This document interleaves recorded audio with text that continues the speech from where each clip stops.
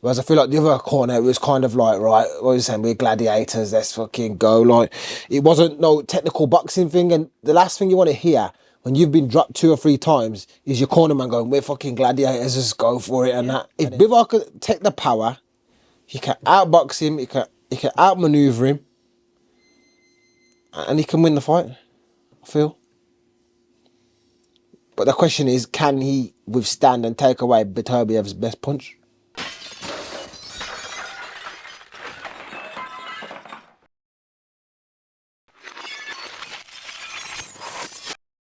But anyway, we are here back in Acocks Green. It's good to be joined by Solomon Dacres. He's just had a... We're rolling. Yeah, we're rolling, man. We're rolling. Let's make sure the mic's on. We should be all good to go. Solomon, so much has been going on in the heavyweights. I'm going to go straight in. Hopefully you're well. I know you're snivelling. It's a bit cold, man, in the gym. Yeah, it's cold in the gym, innit? I know. The sweat starts evaporating, man. And then you start to feel the cold, innit? And then you catch me straight out the ring. I had to, though, because I know what you like. You like to dip off, innit? This geezer is a #1 ghost. Ghost. But we've got to get back to boxing. The reason why I'm here. I need you to break down from the beginning Anthony Joshua and Daniel Dubois. And I'm asking you, because the people that don't know, you've sparred the both of them. You've had experience with the both of them. Yeah, it was a couple of years ago, but you've still had experience with them. So I need, like, your boxing eyes to just break that down. To be honest, people were asking me before the fight, you know, a lot of people was favouring Joshua, but I said, listen, if Dubois connects, he's gonna cause damage, and he probably could knock him out. And you know what? I wasn't surprised with what happened when Dubois landed. I wasn't surprised. I was surprised that it was so early, you know, the first right hand and that. But it was like Joshua didn't. He wasn't. Not that he weren't respecting him, but he just didn't look switched on. Didn't look like everything was, you know, all there switched on, geared up for Daniel Dubois. I don't know if he felt like he was going through the motions. Maybe he was going to boom when he lands, he's going to knock him out. But with Dubois, if you're analysing him going into that fight, you know he's a big puncher. You don't stay on the centre line. You don't get sloppy with your defence. You've got to keep moving, keep fighting. Look at Usyk, always moving. Don't never give him a static target, and definitely don't give him a unguarded chin to, you know, just land on. So and then the damage was done from the first round, and it looked like every time he hit him clean, he was just causing major damage every time. But he's a heavy hitter, but you should have had a real switched on game plan for that, I think. You know, when you said, like, from, like, the first round, listen, I was there, so I was watching it on the mini screens up in the media stand. Yeah.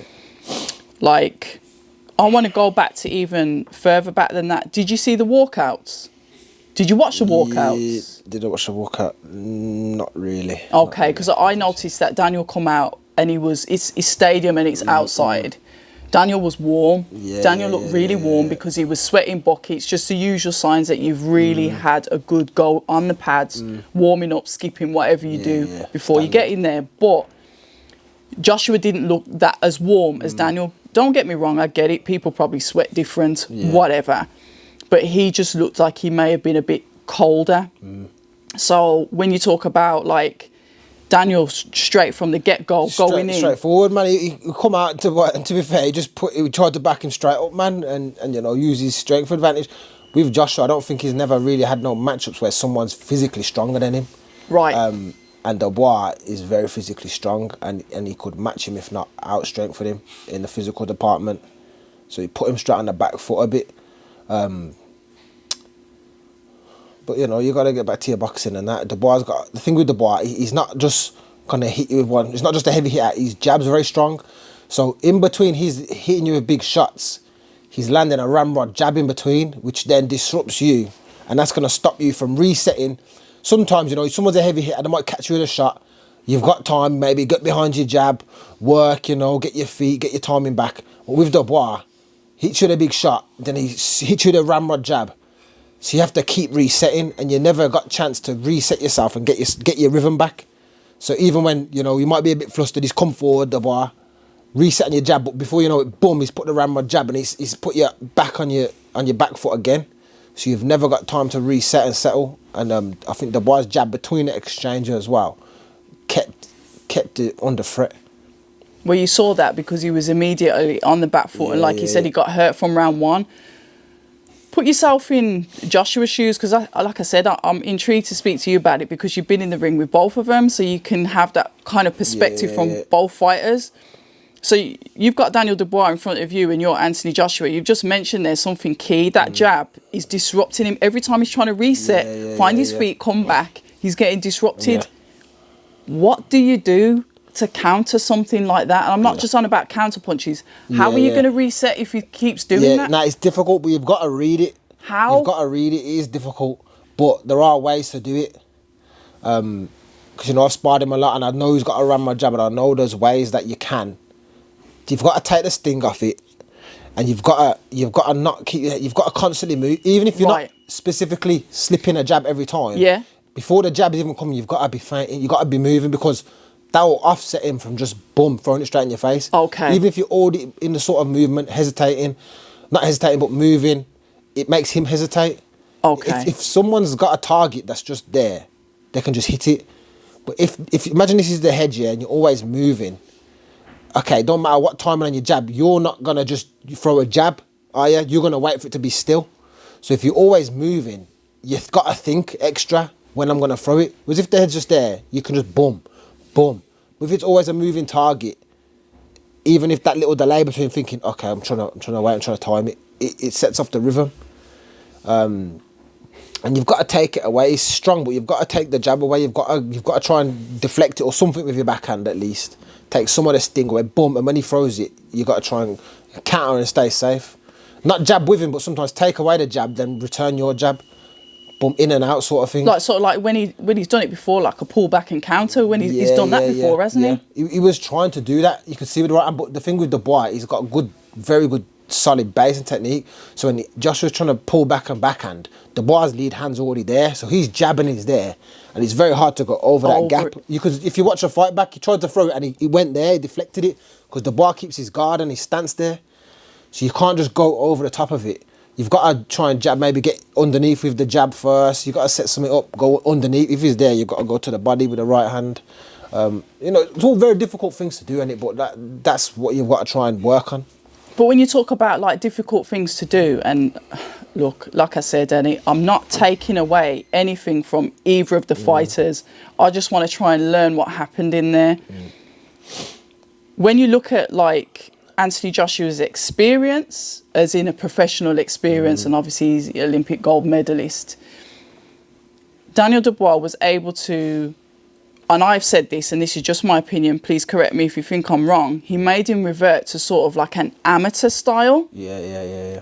But is that like because he was in, and I don't want to put words into your mouth, is it like because he was in like survival mode? What is it that makes you kind of like revert back to that type? We've seen it with Deontay Wilder when he just starts swinging because there's no other answers. But this is so early in the fight, Solomon. Yeah. Sometimes, obviously, when you get, it's all about your composure, your mental composure. Composure. If you get hurt, sometimes you feel like you're trailing, so you've got to try and, sometimes you feel like I've got to chase it back, and sometimes you can force it too much, because it can be the worst thing is chasing a power puncher that's already put you down. It can be the worst thing.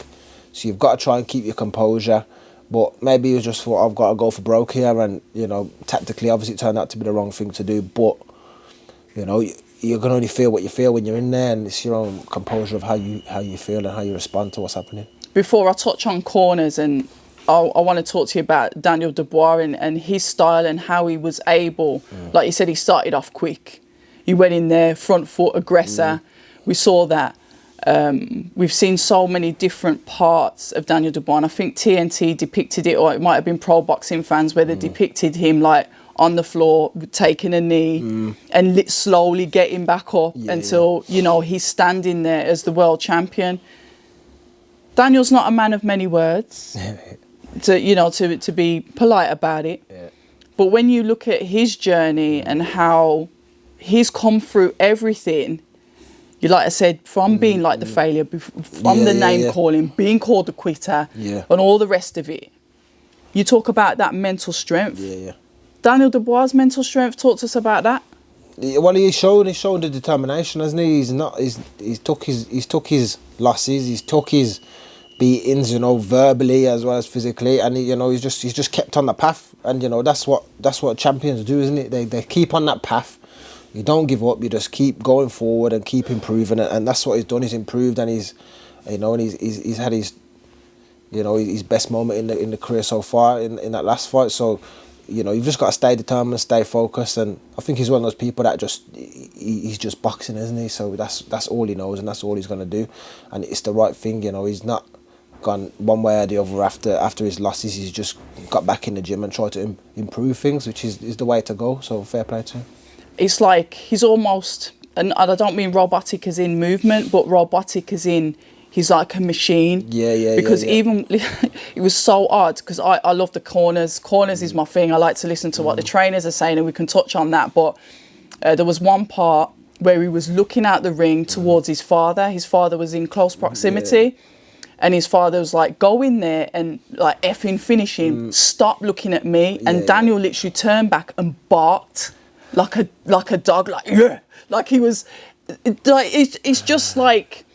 He doesn't see like normal people. I say like he doesn't. He sees like in the Matrix there's a code in front of him, and he's like, okay, this is my task. I've got to do it. Yeah, he is, man, like Terminator style. Yeah, it's just crazy. It's like I've got a task. That's what I'm going to do, because we never saw. And you watched it at home, so your view is going to be different to mine. When we talk about fighters growing in confidence, did you see that in him? Because to me, it just looked very nonchalant. It was like, that's a target, like Predator's looking. He can see all your muscles and everything, your heart rate shining through. And it just looked like he just went for it. But what did you see when you was watching it? Yeah, same sort of thing. The boy he just puts his head down and that's me, that's my target, that's what I'm going to do. Search and destroy sort of thing. Which is, that's the way he is. I don't think there's too much thought process with him. It's just, boom, I'm going forward, and that's what I'm doing. Corners. Now, I know there was a bit of, Don Charles has done some fabulous work with Daniel Dubois. I think quite highly of him anyway, to shout out to Don Charles. Talk to me about the contrast with the corners, and I just want your black and white kind of opinion about the corner strategy, because it is really important, Solomon, especially when you're down. When you're down on them cards, or it's not looking. Talk to us, and we'll start with Don Charles's corner. Well, I think with their corner, it was, I can't really remember too much, to be honest, what they're saying, but from what I think, it was more of objective based. What we've got to do, right, this round, you've got to do this, keep behind your jab, whatever he was saying. It was very tactic related. This is what we've got to do. Adjusting in between rounds. This is what we've got to do in the boxing ring. Whereas I feel like the other corner, it was kind of like, right, what are you saying? We're gladiators. Let's fucking go. Like, it wasn't no technical boxing thing. And the last thing you want to hear when you've been dropped 2 or 3 times is your cornerman going, "We're fucking gladiators. Just go for it," and that. And then obviously he's saying his shit, and it's a bit like, where's the thought? You're a professional fighter. You're very experienced, and you're talking about we're gladiators, blah blah blah. No, it should be right. You've been dropped here. Get behind your jab. Move your feet. Let's get it back. Let's get back to our boxing or whatever technical input. If you've got to jab the body, move your feet back or whatever. And I feel like someone like Rob McCracken, he would have been on them details straight there. He would have said, right, listen, get your fucking right hand back up. Jab, get your hands back to the position, move your feet, this, that. He would have broke it down technically, and that would have probably been, a lot more sensible thing to do. But do you think like fighters have I don't know, like in a way, I guess like kids, and you have to like talk to certain fighters a certain way. I'm not making excuses, Solomon. Yeah. I'm just thinking, what you've looked at Anthony Joshua, Rob McCracken's trained him, then Angel Fernandez trained him, then Robert Garcia's trained him, and then Derek James has trained him, and then he's gone to Ben Davison. What is it that seems to get through to him to get the performances that we've had? Which of those coaches would you say where he's had the best performances? I know it sounds like a dumb answer, but which one of them was he like taking that information in and really saying, okay, I'm going to work, I'm going to do this, I get it, that's the strategy? Because to me, he was talking too much back to the coach. I feel like What he needs is someone that's direct with what they're gonna say technically, because I think he'll maybe listen. He overthinks it, so maybe sometimes if the corner's saying do this, this, and this, he's gonna do it word for word. Well, you got to think a bit for yourself. So I feel like Rob McCracken was the best fit in terms of, you know, the technical input of what's got to be done in there. That's what I feel like. But you know, you develop over time. You've got to think for yourself in there. You know, you learn from your own experiences. You know, the coach isn't going to give you a magic wand, and you know, it's always going to be different things from different coaches. It's what works for people. But you've got to not just take what your coach says as gospel. You've got to sometimes apply it and say, right, my coach is saying this. I'm also feeling this in the ring, and I've got to try and do this, or I've got to adjust it this way or the other. You know, you've got to work with your coach, not just the coach dictates this, you do that sort of thing. You've got to think for yourself a bit. But when you say like thinking for yourself, like, and this is where we talk about the IQ, and I remember like Paddy Lynch saying, and it plans are for people that build houses. You've got to be able to think for yourself in there. Yeah. Is that something that you think all fighters can do though, or do they need to have their... not all can do it, because you know, people think differently under pressure. Some people don't. They might not be able to think too sharply under pressure, you know, and they might not be able to react the right way under pressure. But a lot of it comes with, you know, constant repetition over the years. Sometimes you're in that ring, sometimes you're not thinking every last detail. He's for a jab right, I need to block the jab, I need to slip the jab, throw my own jab, throw the right hand over the top. Sometimes it's just that quick, but it comes from, you know, your muscle memory, your second nature of all the years of training. Autonomous. It might take you, you know, 5 years before you start automatically slipping jabs, or you're seeing certain shots that, you know, you might have been told this many times, but it's going to take you years and years before you actually do that second nature in the ring, and you know, in real time. It's a lot different in real time than it is, you know, like trying to break things down as they go, because you know, it's not like a, you know, it's not like a simulator. It's not like a PlayStation game where it's just real time, or you know, thinking on. You got to think for yourself and think on your feet, sort of thing. So a lot of it comes over years and years and years of repetition. There's rumours. I mean, obviously the fight ended the way it did. It was, you know, I've watched Joshua from the beginning of his career, and it's mad how you can watch someone rise to be a champion.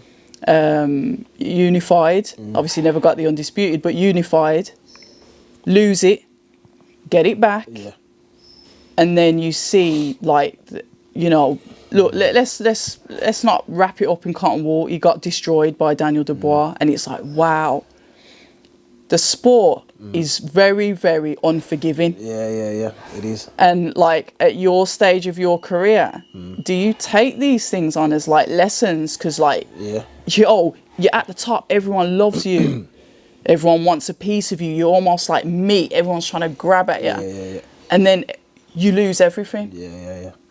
That's why you've got to set yourself up in boxing, because at the end of the day, the fans ain't the one going back after the fight to with you with the damage, you know what I mean? The damage you're taking in the ring, or they're not the ones waking up with, you know, your sore ribs, this, that and the other. They're not the ones that have got to, you know, deal with the pressure of fighting and stuff like that. So you've got to be selfish in the game, where you can't listen too much to the outside noise. Obviously the fans that support you, it's good to have the support, but you've also got to realise that it comes both ways, and you know, the boxing game's a short career, so you've got to just take everything out of it that you can, and not leave too much of yourself in boxing. You've got to take everything you can from boxing.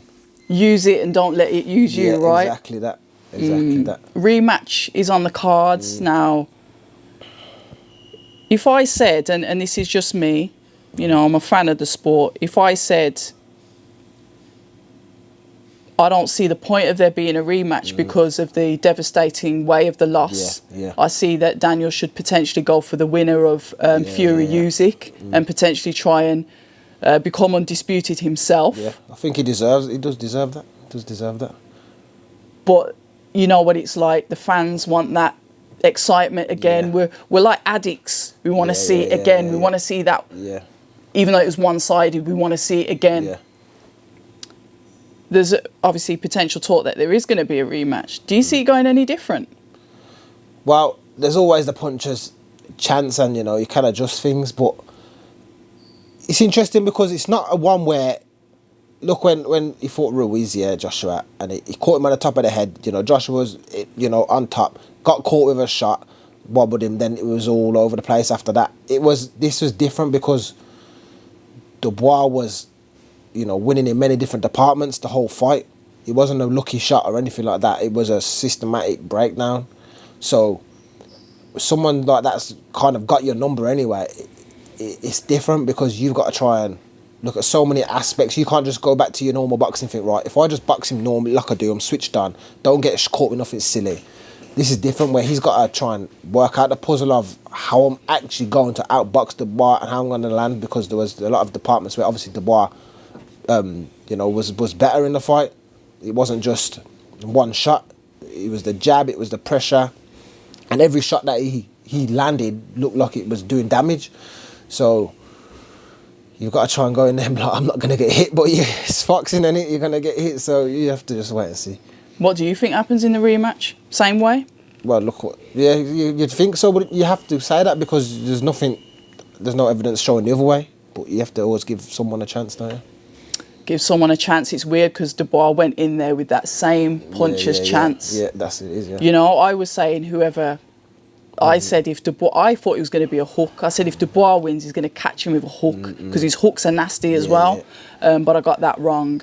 But I was one of them that backed Joshua as the favourite. I'll put my hands up to that. But thanks to both of the fighters for keeping us entertained. But we've got another bout this weekend, and it's the British. It's the bout that I know that you want. And the thing is, I've known you for a very long time now. And from the first time that we spoke, it was always about belts. It was always about championships. Yep. You're someone that doesn't necessarily beat the drum for yourself, and sometimes I guess I'll do that for you. It's just the way I am. Birmingham bias, whatever you want to call it, is there. But we've got Fraser Clarke going in with Fabio Wardley, I should say Wardley Clarke too. Let's get it right. Yeah. Fabio maintained his belts because it was a draw. Talk to us about that fight and how it goes this time. Interesting one. I feel like Fraser's got the better of him in boxing terms. You know, where the playing field was kind of levelled was you know, the later rounds, you know, the stamp. But they're both very tired, to be honest. And you know, Wardley put him down with a shot.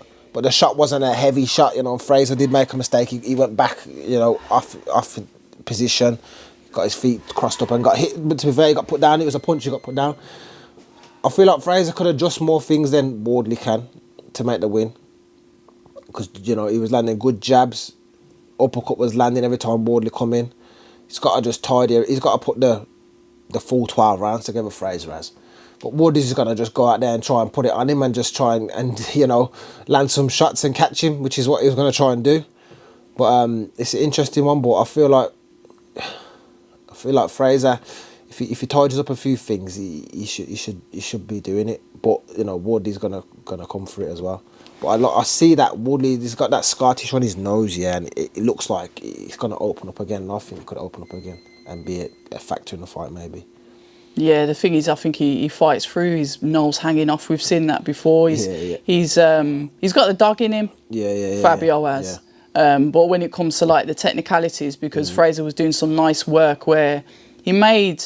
I always look at like I'm old school. I like Street Fighter, innit? Yeah. And you know when you used to like Ken and Ryu or Chun-Li, whatever, whoever your player was, there was a rooting move. You know, when you root someone, you always catch them with the same shot. You get them when they're coming in. That's what Fraser was doing to him. He kept on getting him with this uppercut all the time. It was like he was just rooting him with that shot. How do you see who do you see winning this time?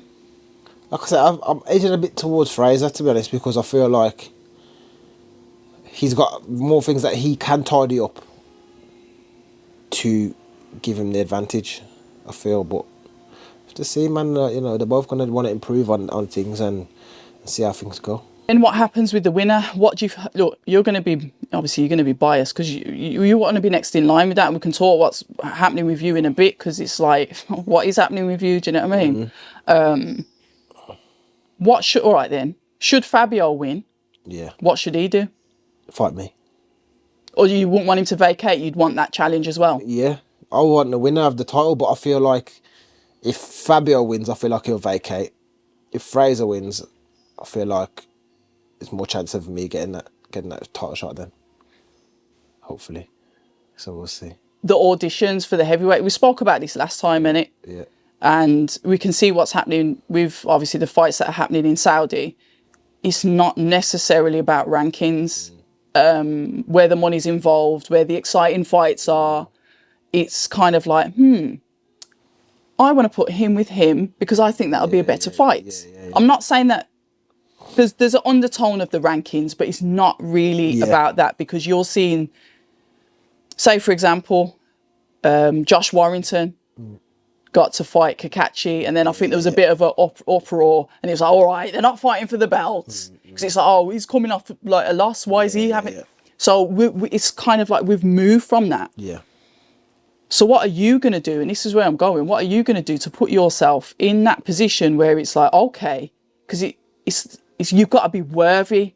Do you understand what I'm saying? Well, and I'm not look at being it disrespectful, it's just... I'm English champion. If you look how Wardley got the title, he had like one fight for the English, or probably one fight. Then he went for the British. Okay. He had a fight for he had the English. Then he fought a journeyman. Because I was on the same card. He fought a journeyman, and then he fought Gorman for the British. Yeah. So there wasn't really no, you know what I mean, like build up for it. So the way I'm looking at it is like, I've had the English now. I've actually defended it a couple of times. I've had 3 fights for the English title. Why shouldn't I go and get my shot at the British now? You know what I mean? Because the same thing happened with Wardley. He only had, I think, 1 or 2 fights for the English. For, I think, was his name not Chris Jenkins, or Chris Healy. Chris Healy. Yeah, I'm looking at it now. And then he fought Gorman. And he fought Gorman, yeah.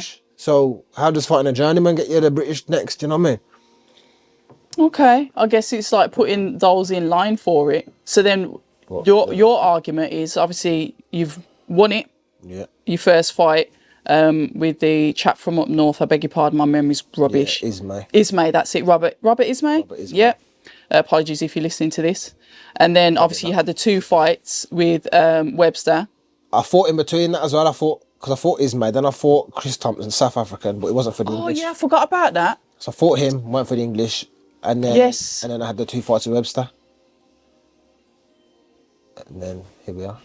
So what's going to happen next? Because obviously, you know, the fight that, you know, I was looking forward to it. I've even mentioned it to Fraser. I was looking forward to it because it's the boxer versus the puncher. I've said it. You know, Fraser had his words to say about that on, obviously, David Adelaide. But it doesn't matter what anybody says. David Adelaide is good for the sport because the way he is, he brings eyes to it. And that would have been... To me, the fight with you two is a good fight because potentially the lead up for it. You see me, I was like a cat on a hot tin roof last time we saw each other. I don't know why he took me so seriously, but it is what it is.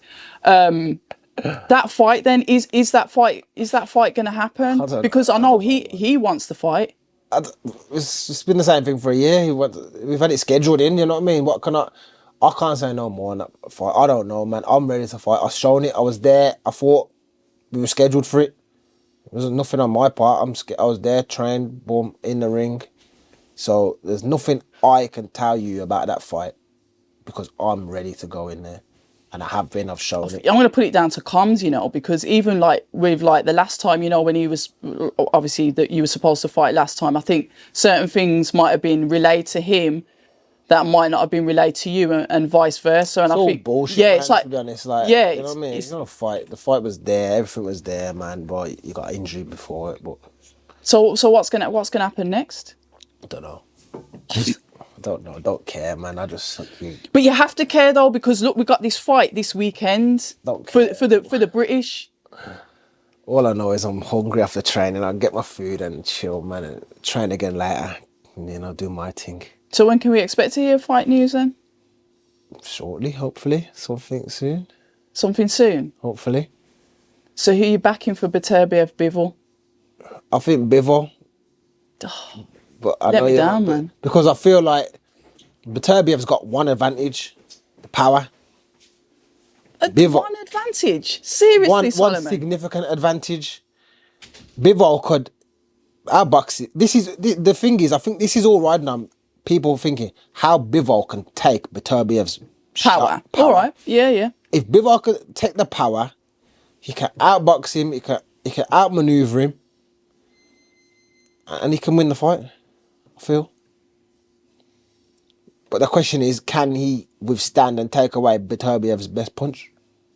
That is the question, That's the isn't one it? aspect, isn't it? But that's the ultimate leveler, is the power shots, isn't it? But I think we do this a lot with Beterbiev, though, Solomon. We like think that, oh, he's just got power in that. But the way he no, maneuvers, he's a very good boxer. Don't get me wrong, he's a very experienced, he's a quality boxer. But Bivol is a extremely elite boxer as well, and he can level the playing field. He's not. The thing is, you've not seen nothing from Bivol, the vulnerabilities. I think the only thing that could maybe catch Bivol is maybe a bit of speed. In that last fight, he fought that late replacement for the, but it's called off. yeah, Zinad. Zinad, isn't it? Yeah. Zinad, yeah. But, and the first couple of rounds, the guy was quick, you know, and he was actually coming in and catching him in a few shots. He come off But quick, yeah. that's not Beterbiev. He's not a boom, quick He's little. calculated, isn't he? So maybe someone with a lot of speed might be able to catch him and Bivol can get onto him later on. But I don't think that's Beterbiev's game. But if you can break him down over the rounds, he'd probably lose some early rounds, Beterbiev. But if you can do enough damage, landing to the body early, you know, putting a dent in him, slowing him down, and 7, 8, 9, get him down the stretch. But I feel like Bivol could ride that out. Well, we'll know on Sunday, won't we? Listen, it's been an absolute pleasure, even though you're kind of like vague with what you're up to, but I guess we're just going to have to wait and see. Yeah. But always a pleasure. Just keep grafting and keep putting our city on the map. Always. You know what I mean? How's your social media doing? You've been putting up your posts and that. I spoke to Galal the other day. And every like, every now and then. When I remember, you know. Yeah, when you remember. All right then. Listen, everybody, Solomon Dacres, go and follow him on Instagram. I think he's on X as well. Yeah, TikTok. I think so. I don't use that. Yeah, TikTok. I've got a TikTok. Yeah. Yeah, you're out on there doing some there. you dancing, doing any routines and that. Yeah. Nah, none of that. None of that. It's there, man. When I remember to, you know, share a post on there or something. Oh my days. You and Galal, disgusting Birmingham attitudes. People say I'm toxic, and honestly, I don't care.